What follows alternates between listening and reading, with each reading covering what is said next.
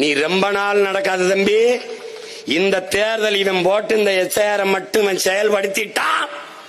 29 தேர்தல்ல அவன் தீர்மானிப்பான். நீ ஒண்ணு தள்ளி விடுவான், ஓட்டு போடாங்கிட்டுருவான். இது இந்தி பேசுற இன்னொரு மாநிலமாகும். நம்ம கிட்ட இருக்கிற பிரச்சனைகளை நீங்க புரிஞ்சுக்கணும். 8 கோடி தமிழர்கள், 1.5 கோடி வன்னியர், 1 கோடி கன்னடர், கவுண்டர், 1 கோடி தெலுங்கு, தேவர் எல்லாம் பேசுவோம். எத்தனை கோடி நீ இருந்தாலும் வன்னியர் 1.5 கோடியா? வன்னியனா நிக்க மாட்டா. ஒன்னா கவுண்ட 1.5 கோடியா? ஒன்னா நிக்க மாட்டாய். முக்குளத்தூர் கல்லர் மரவர் அகமுடையரா? நிக்க மாட்டாய். மரவனை நிறுத்தின அகமுடையர் போட மாட்டாய். கல்லனை நிறுத்தின மரவன் போட மாட்டாய். பறையரா ஒன்றாக மாட்டாய். நீ சாதியாபமும் நான் நிக்க மாட்டாய். நீ மொழி இனமாவும் நிக்க மாட்டாய்.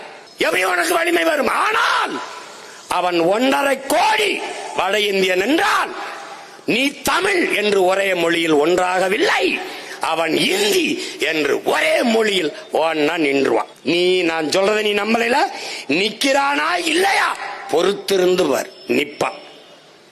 அப்போது பெருத்த லார்ஜஸ்ட் கம்யூனிட்டி நார்த் இந்தியன் இந்திக்காரன் வந்துருவான்.